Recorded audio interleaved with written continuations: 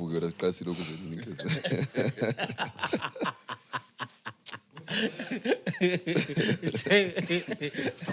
Uyabona advert lale World Cup. Ubikomlele lepholi. Umyebelele isibayo ahle kancane advert lana ngamanga. Ahle is possible. Akenzakala kutshela. Abantu bele. Hayi wala. Vele ukubukela abo 3 ya. Uthombe presence man.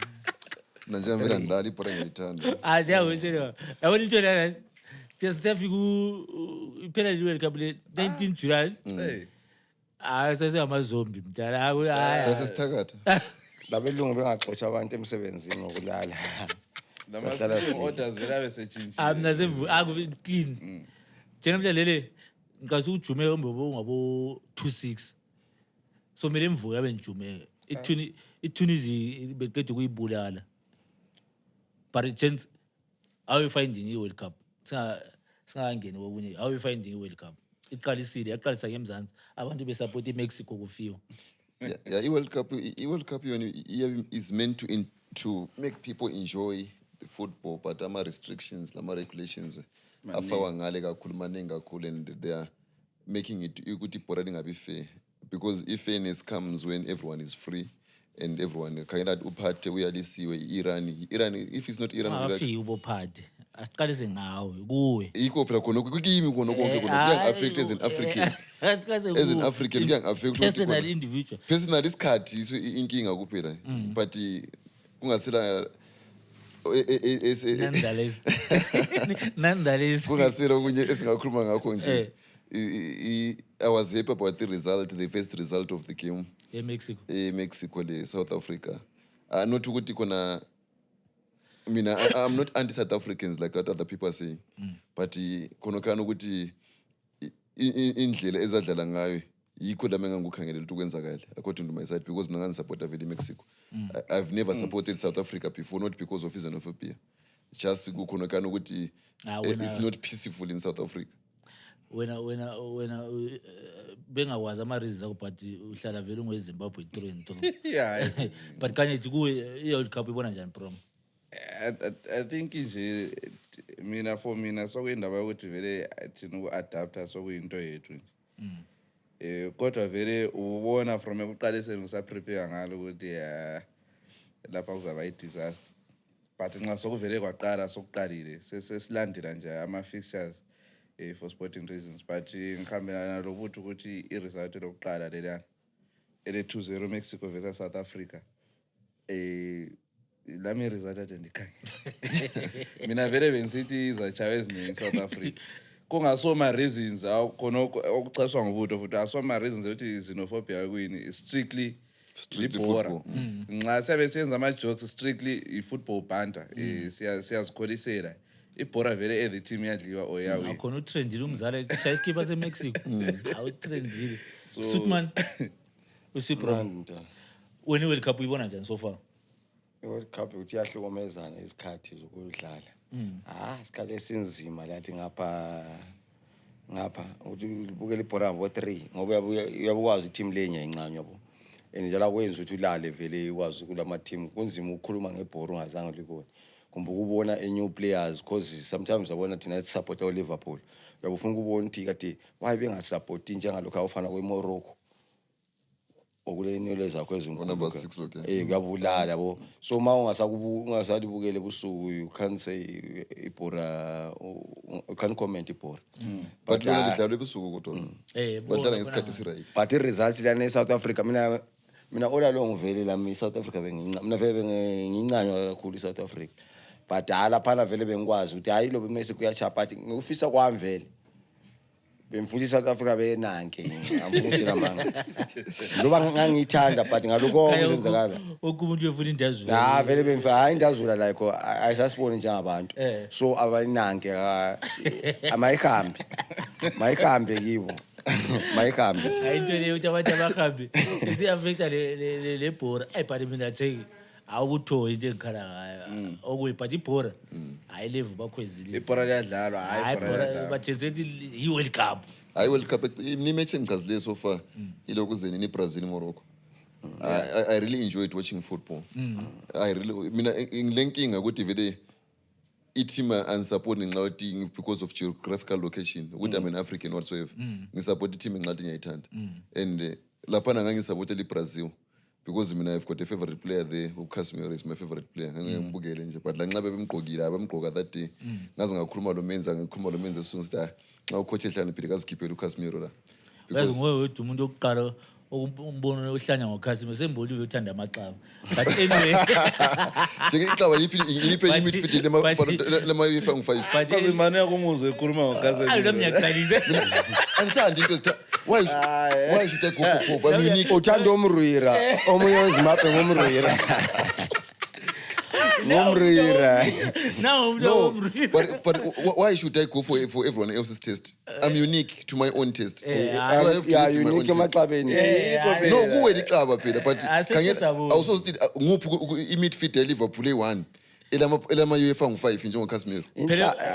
asijali ukuthi ibhola layo ilakho uyangokuthi ungakwendawo bazutsho umuntu ongukarembeu Waziwa ngowe wedwa. ngifuna ufake class nebhola amaziganethi Hayi, umgoogle and these days akuhlupha Njengoba ngukarembeu Karimbewu. we-France omnyama so Real Madrid awumsweli ngathiwa ama-legends ngathiwa what wabula akula medal angala but wayehlezi ebhenjini akula medal ungazi ucaba yiphi Lo Christian Karimbewu. Lule 55 years. embonena lo ule history akula medal angalayo kodwa Unlike Wabulala ungene esabo. Casemiro wakwana 5 times world footballers of the year 5 times which means he was playing Alapha and into in ebemfu- in every final he has played he only lost one final. ngithi point So he's a good player. ebemfu ihambisa yazi ukuthini ukuthi uyakwanisa uba lama medal Currently ungenile kulokuzeni okhunye ngamasu- yabona top ipoint- level nama players so yabona ipoint ngakhuluma ekhulunywa ngoCasemiro. ngamasujani kwesikhathi yakwanisa uganye njani ube seteamini ngesikhathi ichiza yabona Ungagcina uCasemiro wakhalo. bekuMadrid Madrid Ibithatha yonke into. But why bekwana kulokuzeni top 11 anyani ukuthi khathesi yena- ukwa imenu ibifile khathesi ukwanile ku top 11 kulokuzeni best Premier League players ebonakala ngokuca Ngokwama-champions la Yabona khathesi- ukuthi mbani midfielder le-Man U khathesi uyabona khathesi silento isisu Casemiro. khathesi lento le eLucky Bets Eh. Lucky Bets ama-journalist avota man of the match but ayisukuthi ama-man of the match la anavotelwayo yiwo vele ezekhe abanye amasapoti avumelana lawo ngiyakhumbula uda esayini kuda sathi siphuma abantu bathi yakwazi why uda ube ngu-man of the match njani yakwazi why Ah. yazi balithi poor volition people of various opinions. people of various opinions we all have got different opinions. Thank you Mina So- izolo ngibonile futhi enye ku-World Cup lapha abantu bebuzana ukuthi it was a World Cup match ibingani ke sengikhohliwe but yakwazi indlela uphongo uqanjwa ngawo ubonile ukuthi umuntu wangikhona vele asonto ayicabangile uphongo uqamba iplayer just because le-aphiye ku-scoresheet lihlohlile. man of the match Eh. hey so Uthatha- into lena it depends but anyway siyaxolisa ukuthi sihambe kangaka singakabingeleli nxa ubukele sakubona kuthiwa bonjour molweni molweni unjani Nevertheless. ulisei nevertheless nevertheless mabuka chini makalanga bufi manje straight uzathiwa say buhiri po mama lo mona Lolo. acho bla bengirilana labona But anyway, this is a person movie, your number one soccer podcast in the land and the world over. Asichisi akule enye soccer show edlulayo ngale. This is the best of the best. Brought to you by Lucky Bets.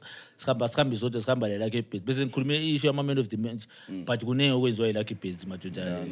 Abantu they are giving things, they are appreciating ukuthi kube labantu abanjanga be Lucky Bets eZimbabwe.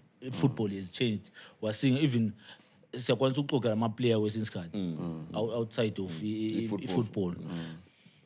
Players look forward to the games now, especially ungezothiwa abanye labanye even bestrikini kungela nyungu uyabekwazi but endidinga fika ngispere akuyi-2 phini sengizwi ubona umNigeria izwini izolo ujabulile mfana ubona ukuthi ngomwezile how was the response from umember you could feel ilokuzeni i-happiness in his words ekhuluma ukuthi khona I'm so glad and I'm so happy, thank God for the teammates, thank God for this opportunity. And one of the people was also proud about Lucky Bets. He gave credit and thanked Lucky Bets so much for this initiative. Uyababonga because motivate his players and they work hard and play hard. So kunokana kuyatshengisa ukuthi kona what Lucky Bets is doing, it's a motivation kuma players, because every player nxa ibhora liphela laphana basebeqalisa ukukhangela kini laphana and even la ubone i-Chiefs even ibedliwa, everyone was trying to fight harder from his level. Even ilokuzeni iBosola, everyone was trying to fight hard. Bekusala nxa kuvele ukuthi kuyana ngelanga lakhona, but khona kuyanceda initiative le. We are now seeing good football. Isibukela ibhola sakholisa. Yazi ukwezi uMnigeria ithabe kakhulu even sekubamba envelope wini. Ititi la wayigcina. Uthi izothi ayibheke i-message ititi vele bheke.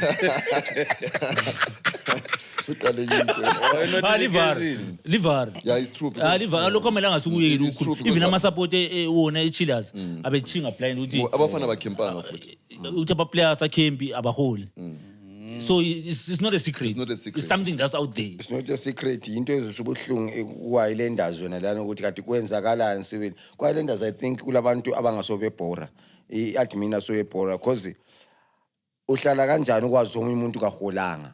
Umuntu omsebenzisayo kwala wena lo bathu ulimisa inkabi awuzilimisa ungazihambanga zawudle emadlelweni lapha sokuzinkana njengoba vele ihlala sithi ibhozo inkana usukhulume I think so uNkulunkulu nxa usomela ukukhuluma istatement lesi awuthathele ilizwi ngoba kunini yabona ayalenda so abantu bebhola yabona enye into oyikhulumayo khangela. I want to give a good example about ama-games esiwabukele from Tuesday, Wednesday, Thursday, even up to Sunday. Besonke besikambe ebhoreni siwabona.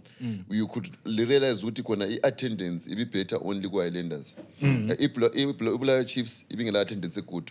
I-Chickenini ibingela attendance good. But you can hardly hear i-Chickenini ama-players asitaholanga. Ibula Chiefs ama-players asitaholanga. Why? They realize ukuthi khona bona abala that crowd, but they have to venture into looking for more sponsors so that they can pay. Even izolo still pitch announce ama-sponsors how many were they? Awaqambile maningi kakhulu. Even antu bonile labantu esingesi baqambe. Exactly. Bengena ngezimota zabo abasponsible Chiefs. And i-Highlanders ayila abantu abasponsible but ilama the crowd puller. So they should ama-sponsor ama-sponsor but malutshwana. And abanye bakhona ngalawo ukhuluma ngomlomo bengagcwalisisi. So that's the problem. Because that's what this sponsorship deal lingasayinanga phansi. Likhuluma ngomlomo lapho i-verbal. You cannot claim anything. Ikuncenga yabe lincenga because it's verbal. But i-sponsorship has to be signed down. But ngichazwe into usuhle wangena wena madoda iviki lesibukela ibhora. Yeah. Sibukela ibhora ngesikhathi ngendlela esithanda ibhora ngabe songahlala kunjalo ezungadubukela imini ubukele ntambama wezikuso usulubukele yikho sabe kube lamateam amaningi this region lakho eHarare mbona bathona belibukela every kuthona kufana It's game after game thina nje sabe sila amateam ayi3 ukwenza ukuthi aphume wonke and this time abakhona wonke last weekend aphume wonke. So there is no way to Harare amateam wonke aphuma. Kule issue bemfuna siqalise ngayo Jens ngiyakwazi nxa ubukele uma lijobe ukuthi kule issue afuna aqalise ngayo sebehambe kangaka ama online tickets sesikwabona ama stadium amaningi kuyenzakala but ukubulawayo into ebingakayenzakani kuyini okungabe bekunqabela ukuthi kuphuze kangaka ukuthi ama tickets ethengiswe kwezinye indawo engathengiswe stadium eBeef abantu sizihambele siyezingenele eBeef maybe sithenge ko hyper kumbe sathenga kwamanye amashop umba sathenga iClubhouse eHighlanders sathenga anyway because we've seen it happening around the country but lapha khona ngani kulama hem ukuthi igame ya this week engeSunday Highlanders versus Dynamos yiyokuqala umbuzo bengilawo oqala. Umbono wami is my assumption ukuthi khona mostly in Zimbabwe the administrative offices are in Harare. So since nxa eSeharare ngale they were trying an era for the first time a second time, third time, until they're being satisfied ukuthi khona into lesingayenzi iyenzeke because bekusenzakala khona ngale Harare. Now sisizwile ukuthi khona the coming Sunday. But jala ekhwekhwe sikuye Harare sokwenzakala kaningi. Angitsho nje angitsho lapho uqale khona. Umngcele wakho lapho uqale khona futhi. And then plus ngale kulama teams amaningi ade ukhunywa ngoMasuthu.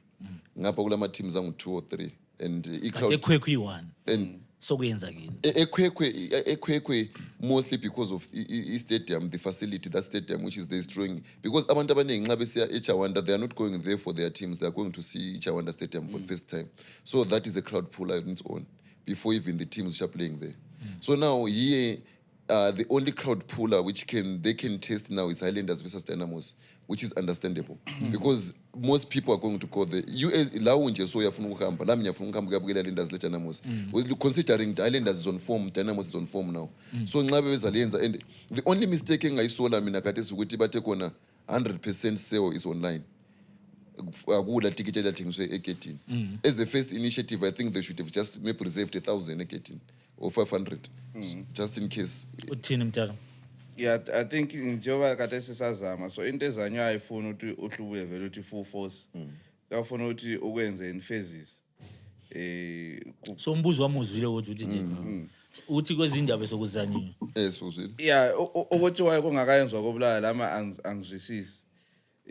Ngoba bekungaba lapha njengalapha kobulawayo vele mina ngizakhuluma from a perspective yomuntu oseattend ama events amaningi.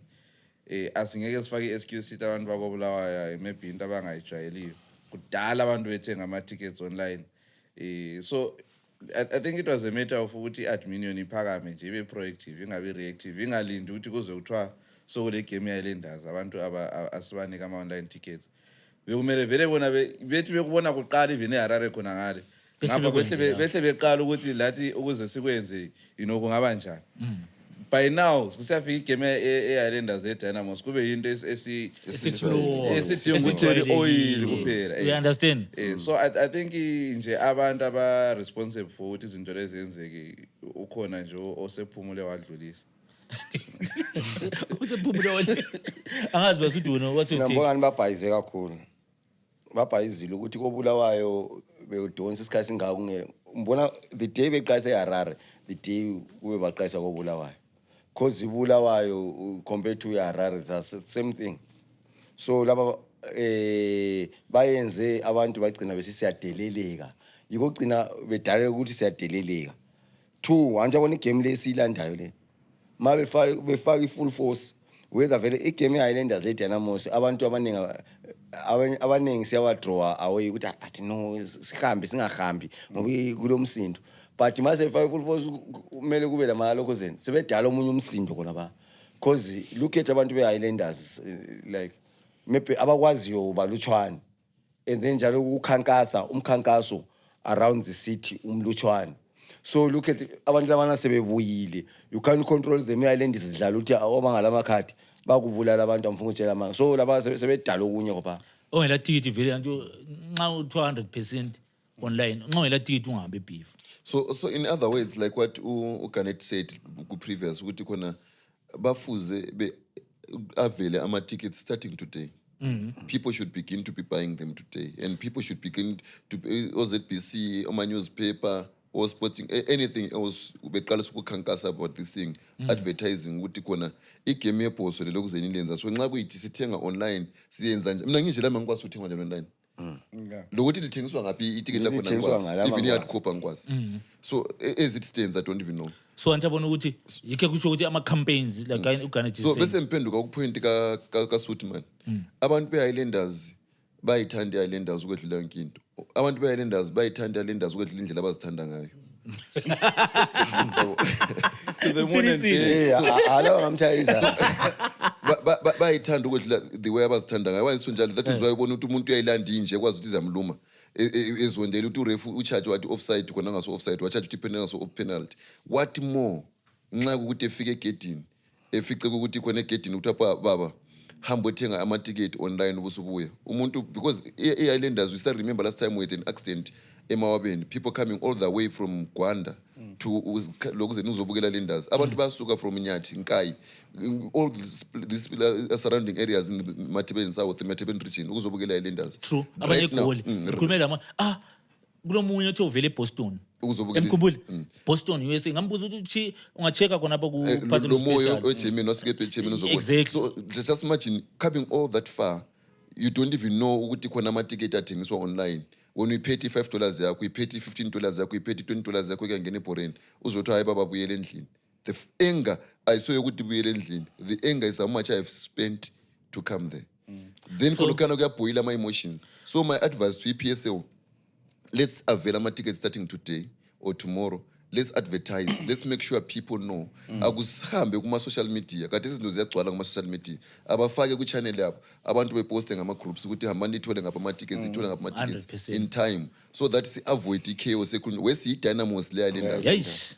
Njalo butho kuphinde kube lama tickets khona ashawacho afika maybe 1,000 or more than awukuthi abantu abangathenganga online. Ukuze ungadala umsini. Kuthiwa kule but inkinga ezaba bona bakuzame khona bengakuzama inkinga ezaba khona suthi mana engaba khona ebe ngu1000 kube abantu abayi-5,000 kube abantu abangu2000 abangela kumbe kube labantu abangu1.2 hayi anto khona vele it's a first game lapha koBulawayo so abawenze njengokuthi abazabela ama tickets bazabela ama tickets abasho bafake vele kubo chickenini bebafake kuma Nando's ukuthi uyazibalekelana lokho ngeke kwenza mala uthi sibalekelana sibalekela kulabaya abantu abangama hustler ikakhulu abantu balapha abangama hustler nje uyathi umuntu ade ngasebenzi maybe okulitoko wakhe ukuthole ngesanda ade ngakucabanga ukuthi uzakuthola so kuthole ngesande ngo11 kusetha u2 selayo kuyi$5 ngoba uyi$10 ahle ngene ebeef ama ticket akho ngiyalithanga yikho sithi wena obukela ipuzzle move kade sulelayo this week kungenzakala kungabi lama ticket akwenda kwenza vele kuthwe ama ticket awakho ayathengiswa khona bezakhiphe lapha azathengiswa khona lokuthi athengiswa njani so asihlane sihlomile singakhuthi ibhora ngenxa ukuthi asilama ticket siyakhankasa ukuthi maybe iPSL kusasa imizamo le iza improve ukuthi ama ticket kanjani aziyo kuyazakala masinya kwe friendly but mina to me I think it's an advantage uthi ama ticket engathengiswe ebeef kakhulu umuntu yazihambele eBoren esele ticket la because ama line yakubona abanye wena ngubone ungena I think ngokora past ayizolompozile vele inhleze ephuza but ungasenayo Boren wasuthi vele ephuza into yaziyo vele kakaze phangisa ufika 5 past 5 vele akufihlwa lokho ufika 5 hayi the reason mina engenza imphuzu ukuhamba nje because ngaze ngifike 10 to mina amanzi ngamanzi 2 lokuthi ngizabe ngisenzani kuqala kwakungcono sathi abafaka amantombazana sebesibele entertainment o befaka enye reserve sibe sibona eSouth Africa kuyabe kulama reserve kumbe kube lama singers entertainment ubufaka enye entertainment ngo1 imagine uhamba ngo2 i1 hour ibuhlungu baba uthiswa lilanga ungayenzi lutho lendlala uyayizwa one ndawo wese matsheni phela basabehlele ematsheni sabesingahlala ngesofeni ngathi 1 hour ibuhlungu la esofeni sehlala ezitineni 1 hour phela kwenza alright ayisiyabonga but isitolo sami just sokuthi khona nxa in case ukuthi kuphumelele ukuthi nasithenge ama tickets online nxa ungasakwanisa ukuthenga ungehle ungene eBoren zibambe uyehle ungazondi ungalwi because there is more to gain in peace than violence. There is always a next time. Mina mbona uthi member lana uthanda ukuhlala ku billboard phezulu lapana. Samamo. Umtshela uthi buyela samamo. Buyela endlini. Elabangani bakhe uthi samamo buyela endlini. Ababuye. Yebo buyela ngayibona ngithi indaba yokuthi online manje ukuthi ethenge lapha sifikile. Kuyancediswa. So gents ama games khulumile nje abemaningi. Division 1 bora beli block of ufiwe iChapungu yabidliwa for the first time eCentral Region Division 1 ngizitshela ukuthi iGwanda Pirates it will take advantage nampo machisa bese ya draw le Tongo Gara nje 0-0 ayibhora lenzima ukuthi be capitalize emdala because it was now interesting Kwekwe kan lokuzenini Kwekwe Chapungu Gwanda Pirates bese umnandi uthi but I draw babevala igap bayivala nge 2 points but 2 points, anti still ile extra game ichapu ngoba idlale futhi weekend yawina 3-0 so iyabe ilita nge5 Yeah. so uthi kwana Pirates ngawina igame inend bavala nge 2 points. It's interesting what's happening ku division 1 because I saw uKatsande sikhulume ngaye kakhulu uKatsande. I'm sure Katsande wabukela ipass and move wathi abantshawa wonesa abakomani ayichayile umuntu phansi iGrand Lakers so number 1 Central region. I think we can win it 3 as of 4 no after kudliwa kwakhe lapha uzaqasa ukuwina. Libona njani ama race that are happening ku division 1 serious southern region iwangayela musa mathu iwanga ayihlekeleli iwangayela musa the talent vision is coming up nice but yanazo ukuthi on number 2 la befuna nje sisha in summary it1 on number 2 labo number 3 ku southern region lokho betshintshana omunye ngavuka engachaya 2-3 games AS4 engachaywa akade mlandela uyawina lokho betshintshana o number 2 number 3 number 4 kwaphela but iwange lokho isala yona lokho ivula ibetha kuphela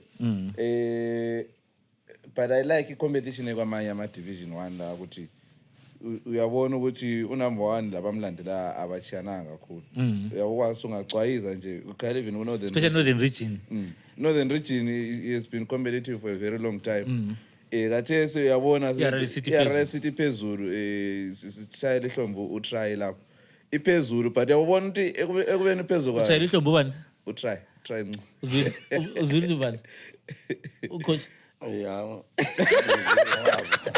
uzachayisa waso nje BP abacoach babulala bengacoach ucoach evuye so uyabona ukuthi engavele cwayize kubi nje iyavuka nje number 3 or 4 ngoba vele labamlandelayo ngabo 2 points 1 point so but siyabonga also sibonga ukuthi kade sakula division 1 engela sponsor futhi yes that's true so ama teams are motivated mbijana khona lokho now it's helping even though so the reason why ngihle ngahamba ngaze ngafika ngapha ama sponsors nanzela ukuthi engene ku southern region iyaphusha kakhulu ukuthi ileague ifike ebantwini abantu bebekwazi Pacific Ben is that doing a good job even they predict abafaka ku Facebook bengikhona senza phenduka lapha dala kule igame asakhumuli bekuyiwangelani but it was big iwangele megawatt kwayenza mdala road show ntambama ngo5 ilanga selitshonile yelokho ihamba imoto which is good for division 1 befaka ama poster bewinisa abantu izikipa betshela abantu ukuthi kusasa kabe kule game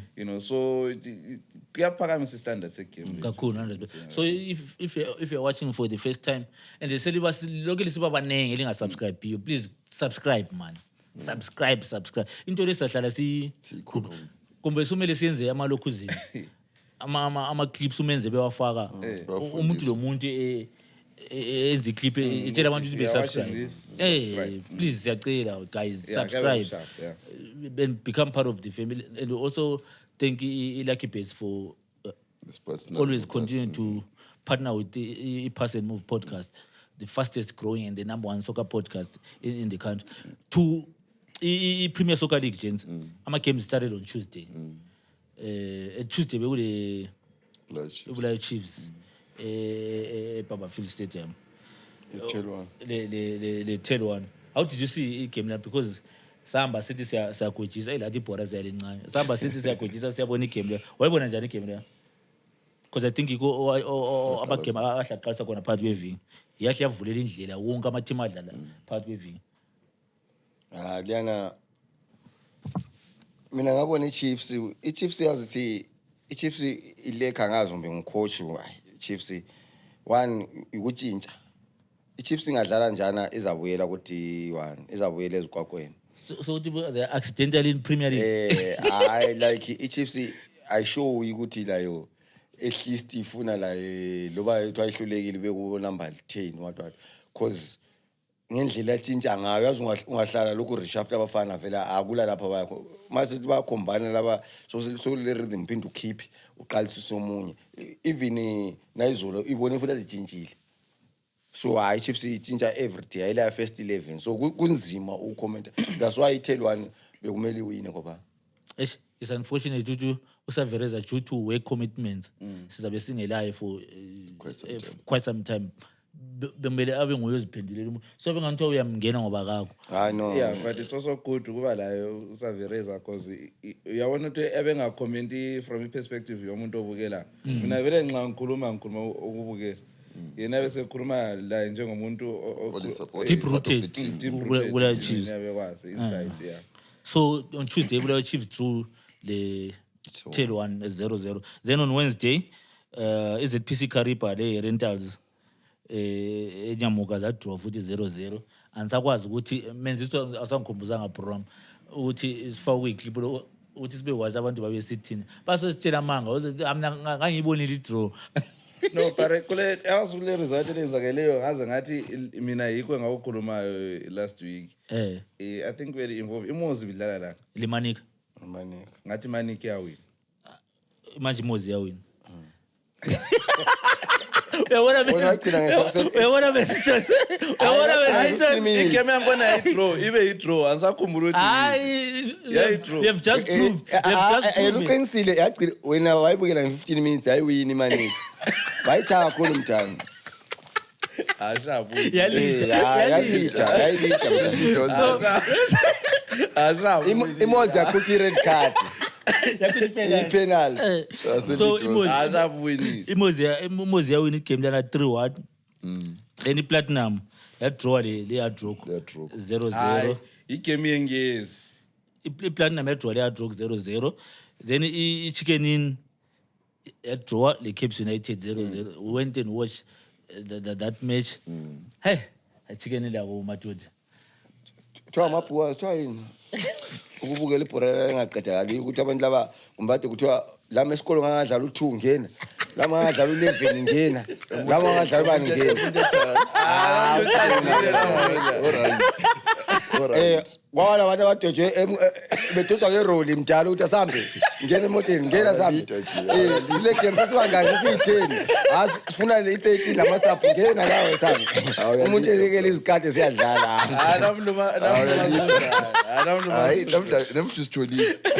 so ayibhali iChicken Inn nje sike sasukukhangelile lendlela abadlala especially coming from because you could see emuva I think that 6 or 7 defenders yakona imistake yakona especially coming from bad results now ube nama results are bad and you come and you play again at home you are trying to get something positive but I understand sometimes ukuthi if kuba coaches ngekuthi kona amfuni futhi ukulose but you rather lose trying to win and that's how I prefer it myself than ukuthi uprotect kuphelile kuzenini ukuthi ungadliwa because we never showed lokuzenini ihunger to win ukuthi nje ufuna ukuwina we just showed that we came into the play we don't want to lose that was imandate that ikhona asifuna ukudliwa but kuyatholakala eboreni ukuthi sometimes as a human being I was wanting same the results are bad and they are just draining you affect I don't want those bad results as well in front of your fans so you try and defend besithi khanyela like iSimba Bora bivela dliwa draw ibuyile yatshengisa ukuthi they want to correct babe sidla ingezi because ingezi bichisile mdala umuntu yakwazi result akukhuluma ingezi iSimba Bora yawo and lelo walibamba I remember and besasizitshela ukuthi ingezi since iSimba vela njani uphethe iSimba ingezi yafika ingezelele but bafica uLulu so for ipoint ka lokho then it makes football sense I think even singabukela even worldwide i-team vele ngavele ichaye more than one game ulandelana 1 2 3 kumbe yehle ukuwina I think we create confusion even from ucoach maybe lama players ukuthi yabe sezibuza ukuthi lapha nendraw ekhona ngingaqhubeka ngesame formula next time ngingawina yini kumbe ntshintshe so ugcina usubanja ekuzameni ukulungisa kwakho khona pa obvious yabuchi ama weakness futhi ugcina usubanja khona pana so it can go either way but right now for Chicken Inn I think akudingakala ukuthi nje bethole one game abangakwanisa ukuyiwina and then from there kunganika ucoach lama assurance at least ukuthi indade ngizama lezi awuzabona kwa draw kuhome lapha siseluvive then Dynamos so and we said Simba beating Ngezi 1-0 Dynamos draw the Hunters 2-2 it was quite an interesting game yeah because Hunters yalida Dynamos equalize lead futhi Hunters that's when you are seeing Dynamos that's when you are now realizing ukuthi kona ama-teams they've managed ukukhula akusela team ethiwa incane elokuzenini ibizwe elincane but i-team hayi urefu wa-officiate akuhlelani game ayisiyo lapha penalty yaba ilokuzeni yancisha i-penalty iyantasa umsindo ngeke siwubone mdala i-Dynamos then we had games on Thursday Scotland madoda and remember babe-prince ama-5 gram igame yabo le-triangle bathi umthini wamajesi lana lanihlangene ngeke sechi imali babulala ndoda uchitembe bahle bamtsha 3 knowledge liyambona ukuthi into eyi-1 elifuze linanzelele enentweni zonke ayisikho ukuthi khona imali isebenza e-Afrika kuphela khangele Europe ama-team zonke ale mali enzani that's the same thing so nxa kuukuthi khona kule mali vele behind it motivates a-pusher because baphusha akula muntu ongayifuni imali and imali ayisuthu ukuthiwa lenye imali twice nenye imali sengisuthe enye imali wonke umuntu uyayifuna imali so that initiative esetshenziswa nguScott yokuthi eboost abafana bakhe mina lami ngiyayikhuthaza nxa engayenza njalo that's the best way of match fixing engela problem motivate your boys you be fixed everything than ukuthi uyethenga oref so akayenze khonokho eqhubekele besenza njalo beqhubekele nxa bewina and ususa wangikhumbuza something kule nto esihlala sikhohlwa jenzi ukukhuluma but off camera sabe sesikhuluma ngayo sikhuluma ngeScotland Scotland has got seasoned campaigners and very experienced players abantu had written knowledge kama almost all yebo umncane but like is a season campaign people had written these 3 guys out uthi njani but khangela you remember even the conversation that you had LPF lobuhle uthi so ngani farmers league knowledge is shining but is proving mdala ukuthi i-experience matters like our knowledge class mdala alokana class is permanent yeah akulani lokuthi kuthiwa ule how many years i-league yethu kumese idominate that is guys 36 yeah 36 35 and futhi lama ngubona futhi ganhle ba mina ngibona ukuthi lo coach ungaba lo coach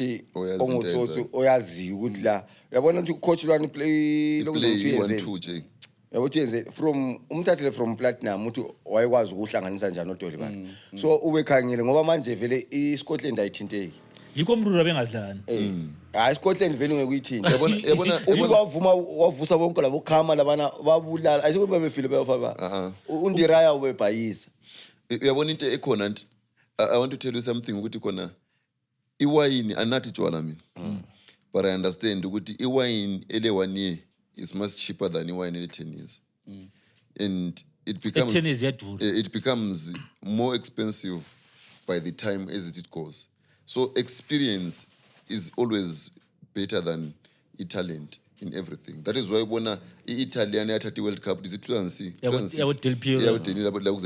you've realized that an average player the youngest maybe over 30 abaningi bonke babephezulu above 30 because they understood what they are doing izolo besikhuluma ngomfana lo othiwa ngu-Elvis Mo sisithi khona u-Elvis is playing not kasadlaleli camera akasadlaleli imbonani usedlalela ukuthi khona uyayazi into ayilanda ground because it's unfortunate to limit you could see how he was performing but abafana abancane labanisa the likes of Omonga yiba basadlalela lokuze no camera nxa ngona ibhola elikhabet doesn't understand the impact of ilokuzenini of ukudlisa team those guys they understand the impact of ukudlisa team they understand the impact abayithwele on knowledge msona ukuthi khona abafana abafunda kithi currently is the leading top goal scorer in the national team eZimbabwe so nxa ukuthi khona omunye umuntu esizothiwa khona i-top goal scorer national team eZimbabwe uyenzani usubonti kalokwana kwenza hayi uphose wafika kuPeter Ndlovu uPeter Ndlovu all time leading ngoyolandela kanje sorry ngizama ukuthi phose wafika kuPeter Ndlovu phose wafika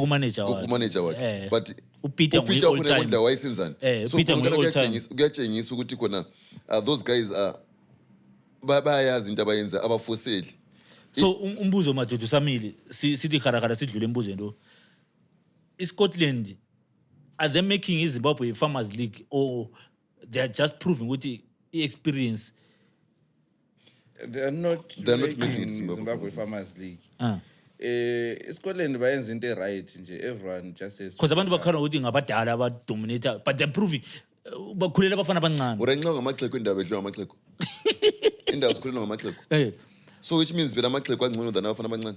It's basically what is it prove yet? Yeah, eScotland mina ngibongani khonoko Talent matures, bro. ubutho ade ukutsho futhi lokuthi imali iyamotivate. Uyabona kwala lo mfazi wakho la uma uthenge kahle sibile endlini. La uyadla ukudla okuhle kakhulu. Kumnandi.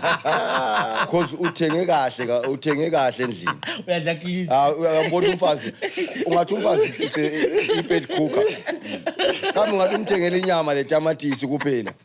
Ungafaka ama-Royco wathi yabo. But instead it's a pregnant statement. Abafazi bonke bapheka ezindlini ukuthi into yabe uyi-offer angeke u-offele umfazi amatemba ucount kwayo. Then there's the backline Scotland. It's not spoken about enough. I think they've gone 13 games. They're now about to break a record. I'm crying for that record. Please. Teams begin to score 18. 20 games. Clean sheets. Clean sheets. Lapha kule 13. Lapha kule 13. They've gone match week 18. 13 consecutive. Is it not 14 year weekend? I think it's 14 now. Go Kudlalwe 2 games. Kudlalwe 2 games. 12, So we 14 games. So sele 6 games. In Georgia. Our concede. Kulo Kelvin lo Pete labo funga ama season campaigners emove abahlohlo. So iScotland demystify kunyo ama meets okukhulunywa ngama fans. Kodwa ama season Georgia 14 games linga concede it's no easy feat. So kusho ukuthi iScotland ayenzi league ibuke nje iFarmers League. Zinenge izinto eziright abazenzayo. Everyone just has to catch up. Scotland is trying to do football things ebezingekho eZimbabwe. Thina eZimbabwe besikele ngqondweni lana khona kana ukuthi imbasambasa lokuthi ukuthi mosithiwa kuna team kazibani. But now they are trying to rectify that. At first Lama was one of the people when not believing in them because of the way abangena ngayo ku league kwangichazanga. But now past being the past, now they've brought in football. Football is now more entertaining in Zimbabwe because of Scotland. You cannot deny that. So Zimbabwe. And 2, it's forcing teams to pay ama players more money. Because it's forcing everyone. I told you some. Abanye sebesehleka because baforce you ukuthi ufike khona phana ku level. Labo ukuthi behleka labo ukuthi bukhona cheese kwele eBotswana. Akula inkinga lo. Equalize.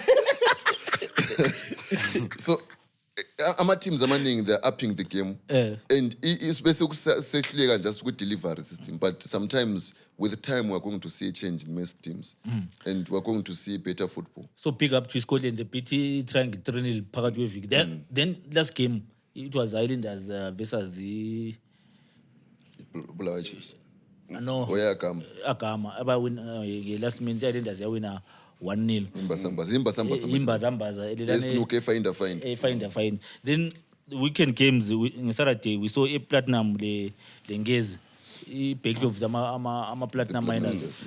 Ujo Machense I'm worried. 1 point in 2 games. Yeah, the only good advantage thing about FC Platinum is similar to Chicken Inn. Coach. They give you time to fail on your own. So when you fail on your own, you also spend a blame. Maybe they can give you up to the end of the season. And if you fail, they will just release you afterwards.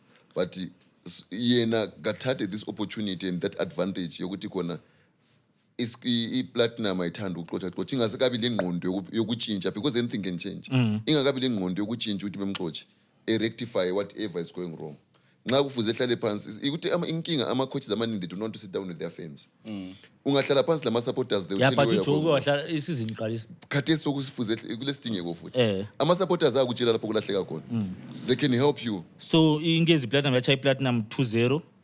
Then iSimba Bora yabulala iManika, which is good for Ululu because I was getting worried ngama results. 6 points in 2 games. Yawina iSimba labana 3-0. Imozi ya draw le Hunters 0-0. Chicken Inn continue their drawing spree. Mbona ni yosa ma champions who draw these days. Ya draw la 0-0 le Rentals. iDynamos ya bulala iTel 1 3-0, which is another team ekuform iDynamos because ungacheka ama midweek games they take a toll on teams ngadlala Wednesday bedlala Traveling, Especially training. abatravelayo. especially abatravelayo bedlala futhi Saturday. Then on Sunday we saw iZPC Kariba had draw the triangle 1-1. Remember bebemnike I had a rumor ukuthi bebemnike 3 games in 3 points. 3 points in 2 games. I think he has failed to collect the 3 points. Yeah, Uchitembu. khonapho Sixoxa. besike sakhuluma ngakho lo Ganetti that i-triangle is not being fair. Yeah. They said bona umember eqeda kudliwa I think nxa sadliwa ngeDynamos or something like that. I think it was Scotland. Scotland 3-0. wathi khona kasafuni bamforce bathi no we've got our backing, we are going to wait until the window opens and we beef up the team for the team for you. Now sebefuna ukuthi bonke isikhathi sokuthi iwindow sizavula ukuthi bethenga bona abantu abalamali sebefuna ukucatsha ngomunwe awusozunika umuntu 3 points ku Scotland we. Uyakwazi ukuthi okunye ke kuyincane kani ama team wena wathi ufuna uku resign babe ngavuka ifucutshe. But it's nxa uresign phela it's better Igona babe ifucutshe. but it's not fair. It's not fair. Ngoba Right. but eqinisweni ukuresigna kwakuya Look expose team. Yasebona no lapha team ifailile. So but mana simnike we are giving you backing hlala. Mbona Kanti sebemthini. uKatsande ukwabizwa kwenye podcast wafika anti wa resign eteamini yana before leyo ebesekhuluma ukuthi nganisithi nxa iteam somele ipikwe uzumnikazi weteam esithi mina ngiyakona ukupika iteam engcono kule ka coach Yabo? so nxa resign nxa bemxoxile bazathi wayebhitha nxa resignile yiba babukeka beba You understand? So lam bemnti imphendule nje bona ba kubutho. Then iScotland umsona continued where he left off again. Badle iyadraw ku 2-0 and benga expect igame le nje uthi bangadla draw. And the first half wayeseqedile umsona. I don't shy brace. Brace Another and brace. 2 goals behind you top scorer uKaunde Ralph. Awe reach. So I think iviki le 4 during the course of this we 4 goals. So they were winner 2-0. Then iAgama the Capes is dropping points man. iAgama yes improve it. And the funny thing, it took him less than 5 games to score all those 86 goals. 6 or 8. Umsona 7 goals. 7 goals. It just took him 4 or 5 games. is on form. Man of the match. And what cause what man of the match lane like based. Bamthi 2 pin. Wathi ama 2 pin lapha umuntu angakhera wa uthi brace bamthi 2 pin wathi anyimi wa brace wa 2 pin. Uthelile uthi 3 umso. Uthile 2. Awule 2. Ama man of the match ule 3. 3 ama like best man of the match elandelana. 3. Kalena ndiyaphiuka amabhilati game nanene. Yeah, all right. Ule 2. Waphika amabhilati. Wabane ukhama. All right. Bani ukhama. All right. Like base yani ukhama. Then the last game of the But week. ngasuke wayitesta baba. Last game of the week besikhuluma ngayo it was an interesting game baba. Angazi ukuthi wangaboya ngathi. I-derby bulawa i-derby. I-Islanders beat ngene impopota khona apha kuze Bulawa Chiefs lost to Islanders. Bulawa Chiefs was at home. They lost to Islanders 2-1. Then moving on, James, we've got games coming up. Match day 19 coming up this week. I saw an interesting thing. It seems Luveve Stadium is back. Yeah. with a bang. Yeah, it's a good initiative. Ends why Bulawayo Chiefs, Chicken Inn, and City Council together so that they can come up with that. What? Homologation. Homologation. No, but I'm going to nevertheless. Ukuthi khona that team iLuveve Stadium ibuyele back to ukuthi sidlalele where we are now going to begin to win Masoto. Sesichaywa ngale. As vandalized senankwa ngale. So because mboni fixture the ping fixture Bulawayo Chiefs ikhona ngale. ile agama nge kubenze kuhle because i-perimeter fence liyana yayingasachaza abantu abaningi bangasangeni kuhle bangasabhadala eground babeseqa bengena khona kanti okuzimali okuncane khona ukuthontelana kuyancedisa nje but kulokuthi abantu beyeqe bevandalize i-vandalism ihlala sikhuluma ngayo sifuna kuphele inside those what ilokuzenini eground for 90 minutes and vandalism besithi ngizakhuluma ngayo ekucineni ngoba lalithe ama-mighty warriors azavandalize izambia ngiyeqela bo besithi ngizaligubhuza ekucineni so match day 19 Bulawayo Chiefs versus Agama Luveve Stadium feeling lucky with lucky bets. This is the time for ama predictions wenu. Ubulawa Chiefs anyona Ngincede Ubulawa Chiefs anyona sithabele ukuthi khona sisibuyele emzini wethu. So Abulawa Chiefs should win that game. Yeah. but yayibona nje agama ukuthi collect ama points ama team nanzima nje. Yeah, collectile but labana baza collectelo. All right. Isuka ku lose Menza nje abezotsho mlaba. Then tell one face Mose Ascot Stadium. Yeah, this rate it draw. Tell one lokho kusifa lokho. Lose tell one. FC Hunters takes on Simba Bora at Stadium. Simba Bora. Draw. Ngezi Platinum Stars takes on Scotland eBaobab. This one. First lose Scotland sikhambe kakhulu. Scotland hayi Sikhambe kakhulu yadliwa ingezi. Scotland. Ayikhambe kakhulu Scotland yadliwa kade. Uma-ke khonapho uthatha ama points ukuthi uyathatha ngawezethi nxa usuzibhejele like ibets uzibhejele uzifakele ikhokeshi yakho uzibhejele umbule Omari uzifakele kanje yikho cash Omari le inbox uzifake izo zoyi3 ongakwazi uzisebenzisa then i rentals last game on Saturday rentals takes on Cape United eRuvaro. Capes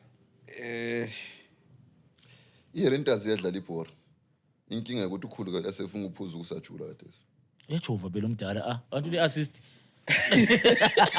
labathi waphuza assist uyabona ukuthi dangerous so phela umdala nabomdelelo uyabona senyenyile. Cape United is going to win that game with a bigger margin. I'm not Capes.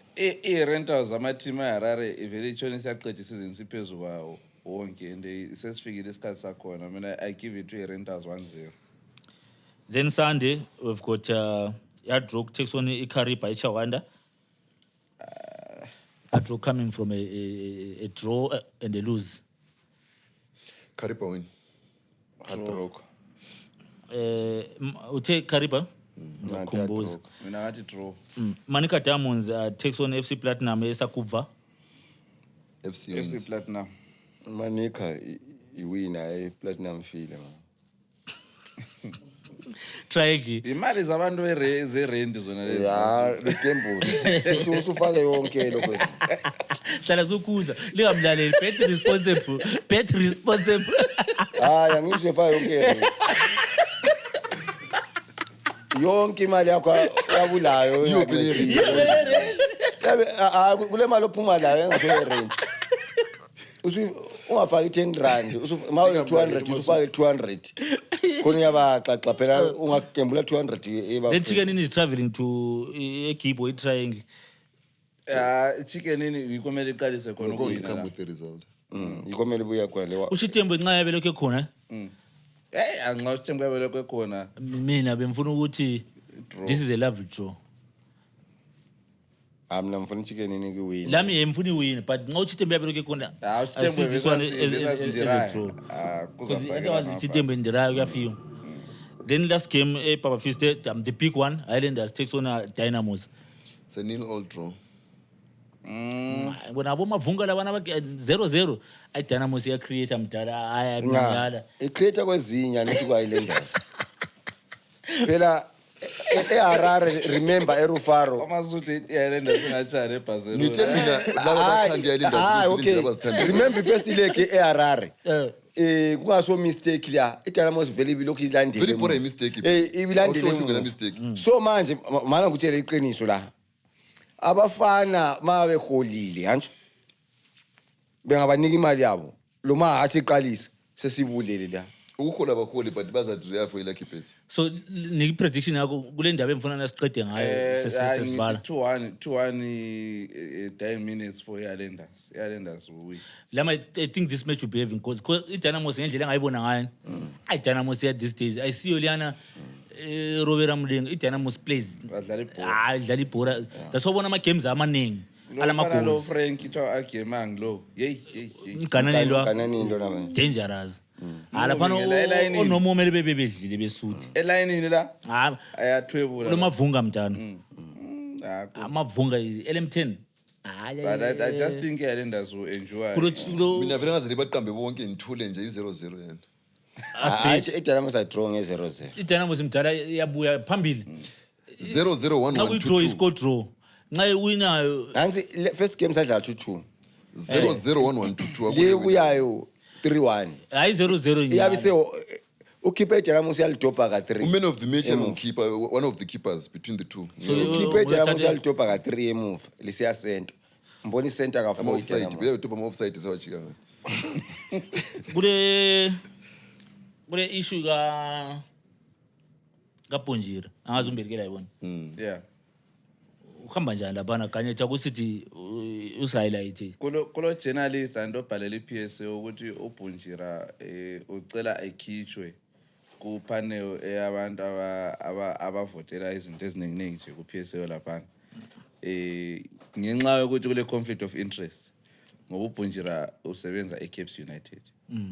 So nxa sesikhayele on merit vele incwadi leyana ayikho wrong ukuthi abanye basuka bekukhayele nje ngama feelings ukuthi wasithandela uBunjira vele nxa kuyi individual esisukume yathi uzibani akakho right la bayibona ngani maybe into zama crush singakhayela on merit ukucubungu la sesingene deep uhambe ekhayela page le Caps United FC ele Facebook i-email address ngeka Alois Bunjira ibhalwe aloisbunjira@gmail.com yabona so umuntu odip kanjalo eteamini so ukuthi ebuye ezoba ku panel okumele ibe independent kuba kucina sokuyi conflict because lapha vele kumele ube umuntu ungabi umuntu weCaps ungabi umuntu wayeLanders ube nguwe ngoba sesikubuza ngokubona kwakho bonani ngoba bana abadlale kuhle yabona Right. To add on what they've said, let's give an example. Lucky batsman of the match. Kudlala ichicken in lenye team. Mina mfakwe kupanel. yeah Ukuthi ngiselect. Do you think ngizaselect umuntu ongasuki kuchicken in? Akuvumi. Akuvumi vele. I'll be biased Chances akhona ama-chances akhona they are very very slim. La nxa senze maybe sehluhle trick ukuthi akusaphikiseki. Yikho lapha azayithatha khona kuphela. So khona okhana kuyaphambanisa ukuthi vele la nxa ngaze zama ukuba professional yena sengayavota maybe ethi khona amasudu but eyenza influence ngapha emuva ukuthi livotele bani mina. So khona okhana akuvumi because lathi siyaxoxa singamajita sinje sabe sizikhuluma even mina ngingani kuzibani yiku-influencer konke ngizama ukwenza so by so doing la sesithi but ubutho right so ngeke siya the same of thing so lo kasuke lapha So livumelana Lawrence i-journalist sports journalist Lawrence Mangenje kakhulu yachiyo umsebenzi kumbe yaphuma kakhetha labafuna khona yazikhetha labafuna khona but gents into le yenzakala njani ukuthi because we all know Bunjira uthi we all know it's not a secret sikwenza njani elizweni ukuthi sibe labantu abale conflict of interest kuma panels kuze kudinga ukuthi kuze kusparke i-debate engaka abantu beze begcine bebhala izincwadi ukuthi no man can you see what this guy is compromised or whatever? It's not about ukuthi kona sikwenza njani, it's about an individual who's gritty. When grittiness hits you will not understand ukuthi kona lapha kule conflict of interest uyayenza ubona into wenza ku right. Let's go back to the issue kaloku zenini kaChivayo and Nqobile Magwizi. Unqobile engomunye umuntu ogritty was going to accept that gift from uChivayo, which was okay. Uchivayo was not wrong giving Magwizi, but Magwizi understood with the conflict of interest engaba khona because FIFA ekuvumi because uChivayo is affiliated to Scotland. So wasesala because of those merits. Now sesibuye kuwe asisakubona ukuthi kona got the qualities of good leadership. You can suit in our organization. Sesikuthatha sikufaka organization yethu because siyakwazi uyakwanisa. Then so we company B and sees that you have got the, maybe so kube another betting company. It shows that you have got the good qualities of ukuthi ukwanisa ungena lapha. But so understand ukuthi kona I'm affiliated to Lucky Bets. I cannot be affiliated to company B betting. Then usubatshela. But nxa ugrit uzahamba ukhulume. Ngizwakala senzithi Lucky Bets what bets because the problem ayikho kulabo abaselectayo. Sometimes babe ngascrutinizanga enough babakwazi.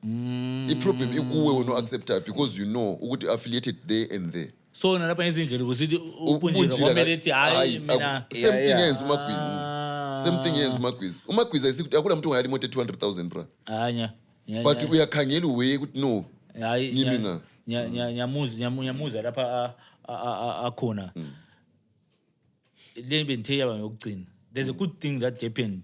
We saw, remember uBobby ezebuye uBobby weChiefs uBobby Motaung ezebuye ekhona futhi Sunday yabona ama relations eKaizer Chiefs le Scotland ngani these guys are doing some uke wakhuluma ukuthi I think ngothe Scotland ngani isenza into zebhola into lezi kumele ube izinto esizibona emathimini anje abo Highlanders back in the days ukuqala ukuthi lapha usa invite yakhumbula iVodacom challenge wathi Scotland sibona invite yiKaizer Chiefs ku Toyota Cup mdala kuyakhulisa uyabona isupport ele Kaizer Chiefs akuyafeel wena nxa suvele wa engage le support base enjalo la ibrand lakho selikhulile kanje kathesi so iZambia yodlala eScotland ngoJuly la I think it's 26 July iZambia yodlala Scotland Toyota Cup depending ngokuthi iza perform kanjani but yathi iphenduka isiloku ibase because lokho sesikukhayela on marketing terms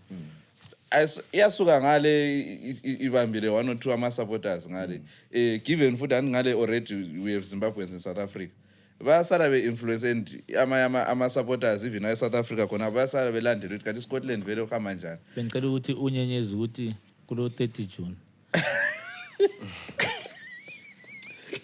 yabona kule issue kana kuzenyini ka Peter Ndlovu as the manager as well uPeter Ndlovu bese South Africa for a long time. Yeah. Sundowns. Knowledge Msona was at Kaizer Chiefs. Kama Billiard at Kaizer Chiefs. So Peter Ndlovu understands as well ukuthi khona Kaizer Chiefs run njani business yabo because he was also a manager there. So when he sees those loopholes, uyakwanisa ukuthi I capitalize. That is the advantage of everything. Ama managers ayazi into ayenza. Ungamkhangela even ungamtrack record yakhe ekuloku zenini eku-Sundowns. Ama initiatives njengalawa edlala ama teams asa abroad outside to iloku zenini eSouth Africa abesenzakala because he wayekwenza as a manager, so he can also do the same thing ngapha akayenza ukuthi ehambe eBotswana esuke ebesephenduka izinto zingahambanga ngendlela efanayo. But uPeter Lebongo umnika nje asimniki but credit CEO umnika abantu labana basebenza because remember Scotland bile mali before Peter Ndlovu but ama moves la ayenzakala umnikazi weteam CEO bra CEO is the umnikazi weteam, so konke credit goes to him. Mina ngiyenziwa ngomunye umuntu ukubona wena umntana wakho ngakanya ngali icala libe liphiwa wena but ayisuwa umthumile. Yeah, very just because you say Scotland uzenze swana Scotland igcola abantu bebhola uyakwazi ukuthi iname kaPeter ukuthi beku club yona lana look at uPeter ukuthi wayedlala njani na personal ubusukhamba ngelela ama club ahamba kiwo after se retire uyambona unga ku Sundowns wayithatha Sundowns yenzenzana. So uPeter honestly nje ukuba khona wakhe lapha kuyatshintsha something uyabona yiko sikutsho phela ngokhona ukuthi kube kuthiwa ku Highlanders la kugcwele abantu bebhola manje manje hayi akugcwala abantu bebhola wayeza insoro wena no wayifaka uyadinga ukuthi ayifake hayi zona ngikutheni but bakhona abantu bebhola check it hayi akula ambona ukuthi uPeter yena engavuma ukuthi ebona abadala bethwele amafiwe labo full tank besidla mnandi abafana bengala $20 kwesikhathi yabongela because he understand the football but abadala laba ngasese ngu-team manager abadala they can't understand football. Listen, serious Kanet abadala they can't understand football because honestly ngisho into sesifuna thina ku Highlanders as much as singahambanga lapha ku Highlanders sathi imali zohamba ba one day kuza strike ukuhamba eBF into kumbi ebushina sebefuna strike sibe sizobukela ibhola ngiyawuzisa umuntu weHighland asiqedze ngeScotland sibe sesiva vele ungavela ufake eHighlanders ngitshela ukuthi bayithanda ukuthi lindaba abathanda ngayo hayi imali esingene ngazo zangena eBF elokuze seke uhamba ngale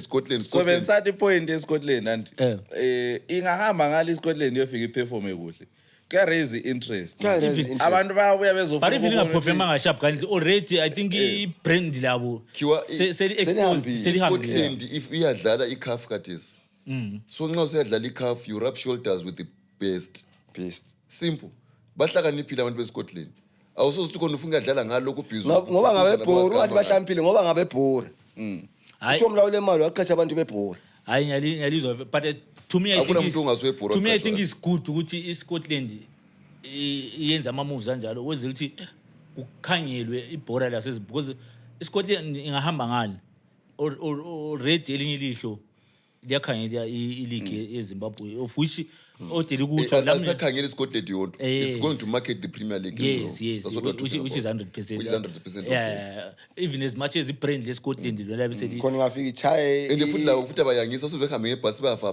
behambe. labana jeki i-Scotland and bafika befika Yabachizi Okunye- already ngale. Plus it's a sponsored. It's sponsored, match anyway, yeah. so I think sponsor can ekunye always make sure. kuyabe but khona kukhiyana ukuthi bayikhangele ukuthi it's a credible lokhuzini Team enga engabuyi ifike compete at least competition. because it also raises ibhayi eToyota as well. Then finally Jen sesivala likhulume nge-vandalism that day nge-Monday. iZimbabwe siyadlala nge-Tuesday athi iZimbabwe yavandalize ama-Mighty Warriors avandalize ngalithe lakuthena le nto le yavandalize Mina ngayibamba late. omnye bamba uvandalize i-chicken league ayisabahambi le Amasudi wamphambanisa. Hayi Masudi so reverse case yakho kafanele. Nangasakwazi ukuthi Jana lo vandalize wathi Jana lo Phela vandalize baba vandalize amankaza nazi ngahleka. Hayi ngu-app ngathi uyalibona ibala lakho lika vandalism. Kazi 75 minutes kwakuyi 1-0.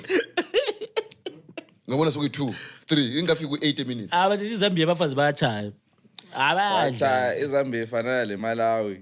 badla mama laba Awuboni kakhulu kusenzakala but Bayadla umama bazathi laba. bedlalele yakho zabona ukuthi wala so on that note Jets ngicela ama last words sivale nini siyayibona after ngomvulo after iviki Thanks to Chicken Inn, thanks to Bulawayo Chiefs, thanks to the City Council for bringing back Luveve Stadium. Kuyanceda ukuthi iBF ingasuffocate, ingatholi overload because izolo sibonile ibona futhi ukuthi sinjani. iwomile singani sisiba isikwakwa ama players alimala. So we are so grateful for that initiative of partnering together so that we can have Luveve back again. And to the fans in general, Dynamo's fans, Islanders fans, any football lover who's willing to go and wait for, keep on lihlala mehle nevulekile livule emafonini uma social media ku news ukuthi ama ticket athengiswa njani our game yangeSunday between Islanders and Dynamo's Dimbare ukwenzela ukuthi khona singabi ngabantu abazagcina besilwa sisibulala senzokwenza kale Chawanda ngale asikuvikele nini in time. Let's go to support our teams and may the best team win, but it's a draw. mina ngifuna ukubhoyisa kuphela ukuthi akule enye indawo ozachayisana khona kukhulunywa ngebhora lethu ngendlela okukhulunywa ngayo lapha. So make sure ukuthi awukhuthi stay glued ubiza abanye Subscribe.